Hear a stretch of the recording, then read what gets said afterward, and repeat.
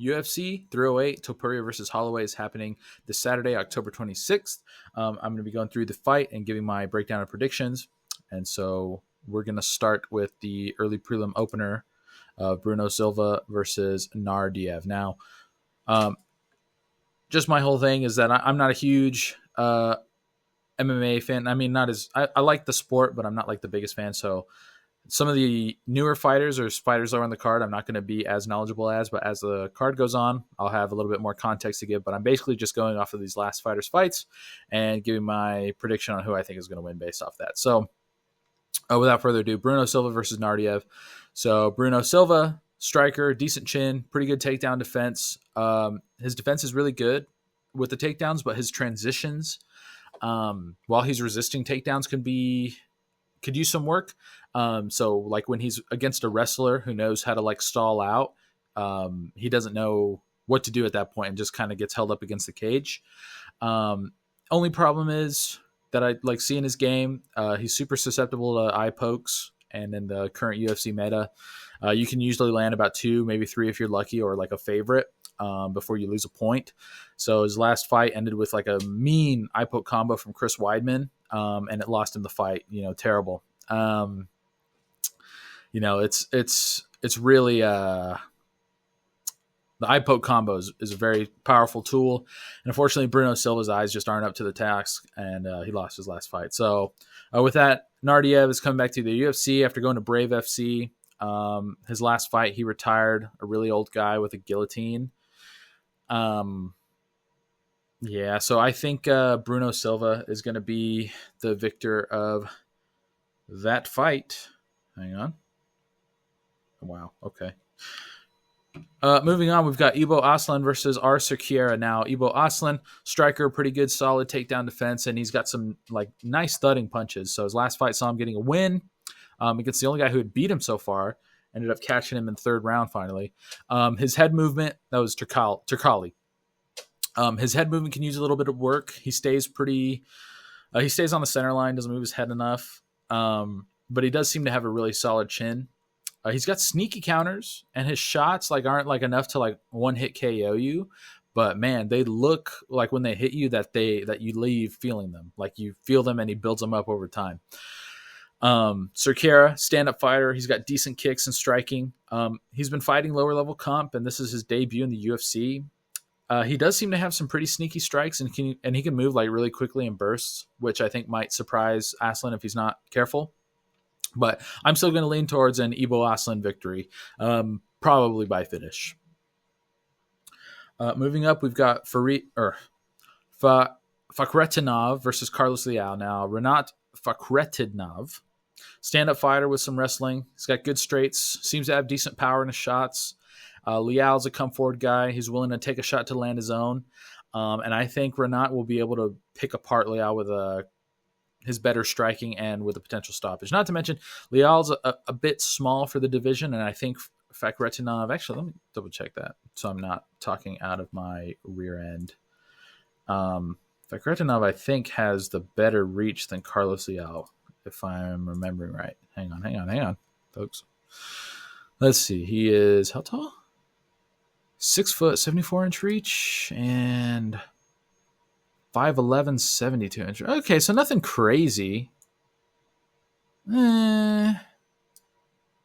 Anyways, I just think Fakhretdinov is going to be able to pick him apart in bursts. Moving on, we've got Farid Basharat versus Victor Hugo. Now, Farid Basharat, pretty well-rounded fighter. He's got strong wrestling, decent strikes. He's got good takedowns, and his strikes are really clean. He's got a really wrestling-heavy approach, and that can kind of cause him to gas at the end of the 3 rounds. But that really just depends on his opponent's takedown defense. Like his last fight I watched, his opponent just happened to have really good defense. So Victor Hugo, striker, really good takedown defense, defensive jiu-jitsu as well. Strikes are fast. They're hard. They don't have a lot of telegraph. The only issue is that he fights on the back foot, which I think is really going to lead towards Basharat's strategy, which will allow him to come forward with strikes and then shoot in for a takedown. And even if he does have really good wrestling defense, I don't know if it's going to be on Basharat's level, because Basharat seemed like a very good wrestler, and he can rely on his strikes to get him the wrestling advantage. So I'm going to lean towards a Basharat decision, actually. Next up, we've got Kennedy and Nzechukwu versus Chris Barnett. Now, Barnett was supposed to fight earlier, but because of the hurricanes, he was unable to. I hope he's doing okay. Nzechukwu is a stand-up guy. He's pretty old, should retire. Last fight, really unremarkable against Ovince St. Preux. Chris Barnett, short heavyweight, surprising agility, and his ability to do a front flip at his size. I'm expecting him to get the KO for this fight. I'm not really worried. I think Nzechukwu it's about time for him to retire. Moving up, we've got Abbas Magomedov versus Ferreira. Now, Abbas, he's a wrestler, and he's got decent striking.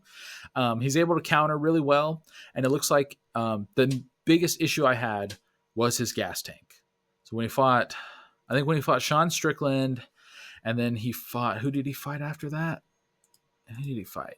Because he fought Sean Strickland, and then after that he fought someone else. Who was that? Oh, Kyle Baralho. Okay.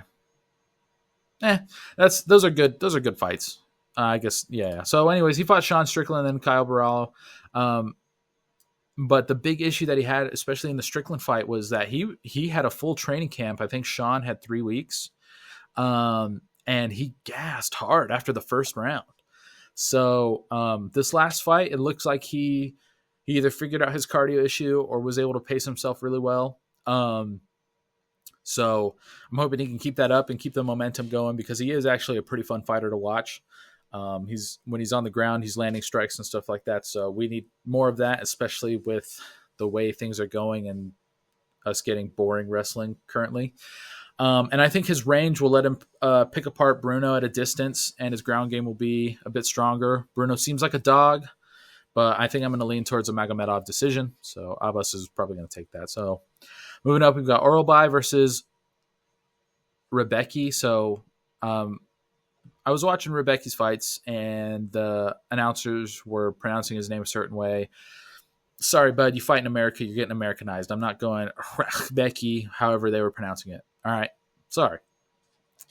Anyways, Oralbai, aggressive wrestler with some really nice striking. He's got good offensive wrestling and control. He does kind of get reversed sometimes, especially guys with like a really good jiu-jitsu plan. But even in like bad positions when he's getting reversed and stuff, he stays really composed, and he knows how to reverse being in bad positions, which was really impressive, because sometimes you see guys panic a little bit, make the wrong move, and then get caught into like a body triangle or get locked up in some sort of choke. So him staying calm, I think, is a huge factor in this fight. He's got some really good power behind his shots. His last fight, he would hurt his opponent on the feet and then take it to the ground when his opponent was still recovering. And he did that for 3 rounds. So credit to his opponent for keeping himself in the fight. He just did enough to not, get subbed and or put out. But Rebecki, aggressive, come forward guy. He utilizes a lot of feints to land big shots. He does seem to have a little bit of wrestling experience, but I don't think it's his strongest suit. His last fight saw him having like early success, but then getting outworked as the fight went on. And I don't know if that's just because of conditioning for him, or if his opponent was just like landing shots enough to start causing him to fade. But he ended up getting stopped in the 3rd round. Like the first round, he had a lot of success, knocked down his opponent a couple times, but then he started getting outworked in the 2nd, and then got really outworked in the 3rd, and he like seemed exhausted. So I don't know if that's just how he is, and he like wants to get those KO shots early because he doesn't have a good gas tank, or if that was just the theme of that fight that night. Who knows? But I expect him to do the same thing, to have success early, but then as the fight goes on, Oralbai starts taking over and then winning that fight. And unless he like cracks Oralbai and knocks him out in the 1st round, which I don't really see happening, I think that even if Oralbai does get hurt, he stays calm, tries to get composed again, and survives that round. And I think if he survives the 1st round, if that his last fight is anything to go off of, I think he'll just eventually start to outwork him because Orabai has really good stamina, really good pace, and a really good game plan. So I'm going to lean towards an Orabai decision, if not a finish. Now,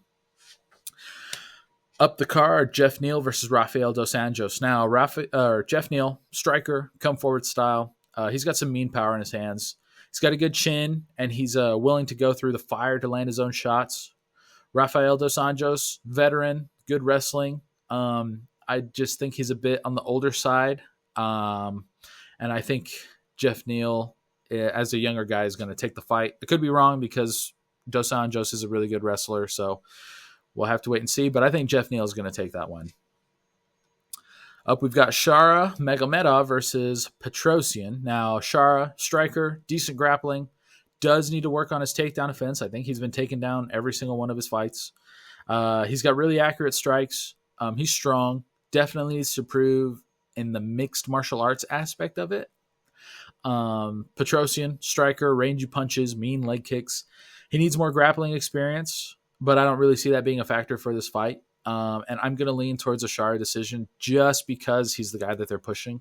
If Petrosian knocks him out, I'll be pleasantly surprised. Hey, awesome. But if it goes to the decision, I think I can kind of see Magomedov taking that. So, but we'll see. I hope I'm wrong. Up next, we've got Ankalaev versus Rakic. Now, Ankalaev, very well-rounded fighter, really nice strikes, decent ground game. He's pretty fast. He's got good head movement, and his punches have some serious power behind him when he lands them. Rakic, striker as well, works off the jab to keep fighters from coming in.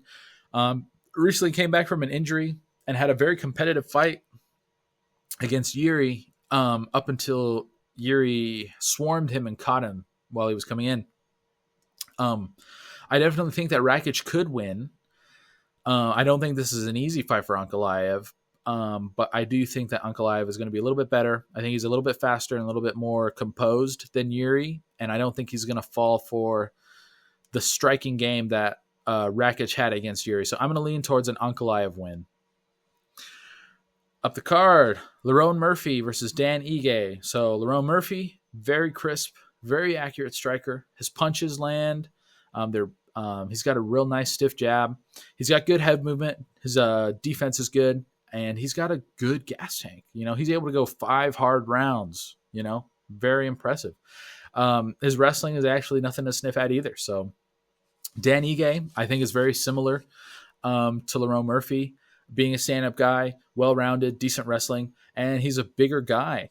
But I think I'm going to lean towards a Lerone Murphy decision just because I don't know. He seems like he's a man on a mission, and I think he really wants this victory. So I think I'm going to lean towards a Lerone Murphy decision. I don't see Dan Ige really being stopped. Moving up, we've got Robert Whittaker versus Khamzat Chimaev. Now, for those of you who don't know, Robert Whittaker, former champ, still one of the top dogs in the division, well-rounded guy who's distance and striking management can be really frustrating. He's got really good wrestling as well. Khamzat Chimaev, dangerous up-and-comer who's coming back into this fight after a medical issue forcing him to pull out of their previously agreed fight earlier this year.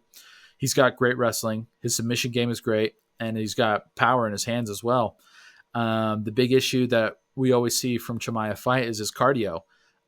He's great at getting people out in the first round, but if he can't get them out in the first round, he fades pretty hard. He's saying he's got a new coach and team that allowed him to rest, that has supposedly improved his cardio.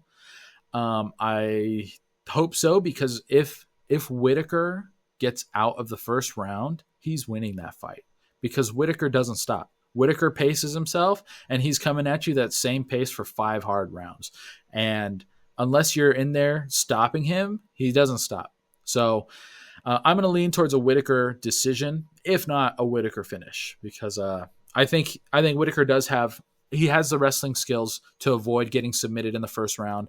I don't think he's going to let Khamzat just punch him either, so I'm going to lean towards a Whittaker decision. And then last but not least, Ilia Topuria versus Max Holloway. Ilia Topuria, current featherweight champ, probably one of the most dangerous and well-rounded fighters in the UFC. His striking is excellent. Shots have power. He knows how to mix in his wrestling when he needs to. He's been hurt a couple times, but he's always able to get back in and find the victory. Max Holloway, veteran of the sport, striking specialist. He's got good defensive grappling, but he prefers to keep the fight standing. Volume puncher, and he slowly just overwhelms his opponents as the fight goes on. And he keeps just a solid pace as well. I don't like that he's cutting back down to featherweight after fighting at lightweight. So that kind of sucks, you know? And I think I'm going to lean towards a Holloway victory. I think most people are picking Ilya and saying that he's going to starch him, and he seems to be on that rise right now. But I think that Holloway has the experience, has the ability and skill to take this fight. And I think he's going to keep it more competitive than I think people are expecting. So I'm going to lean towards a Holloway victory for that. Let me know what you think in the comments if I'm stupid or whatever. But yeah, I'll see you at the next one.